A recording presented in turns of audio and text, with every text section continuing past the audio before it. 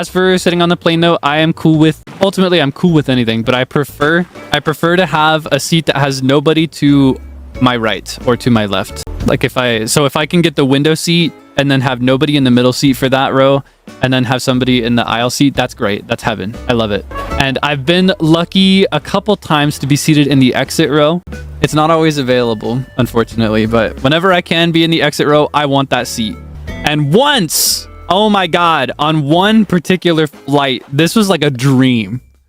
I felt so wealthy on that flight. There was one flight I had where I was on the exit row, but specifically that one seat on the edge of the exit row where there's no seat in front of it because that's where the door is. My legs were out the whole time. It was beautiful. It was such a blissful experience. I genuinely was blissed out. It was magical.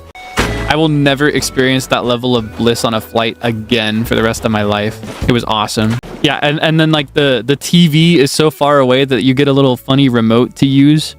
But that doesn't matter to me anyway because I don't use the TVs on the plane. First thing I do when I get on a plane is I'm turning that thing off. If I have to have entertainment, then I'll pull out my Switch, but I usually don't. I tend to play my Switch more when I'm on a long layover. I didn't even bring my video games on my last trip. My longest layover, I think it was about 5 hours, and it was one of my first flights, and I am known for my difficulties in navigation.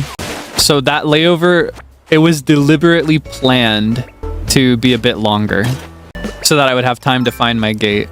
That's just the layover itself, by the way. That like the time spent at one airport waiting to be ferried to another one. Ever had a child sitting next to me? No. But I have had a flight where a child was nearby and was loud the whole time. Because everybody's got to bring their kids everywhere. No, there's not really anything you can do about that, unfortunately. There are soothing strategies you can try to do, but ultimately you're not going to be able to work around having your child on this flight. So I don't get as upset with people in that position as I might, I might roll my eyes in other positions. For example, if there is a child causing a scene during a music recital. When I was a classical student, that got on my nerves more than anything.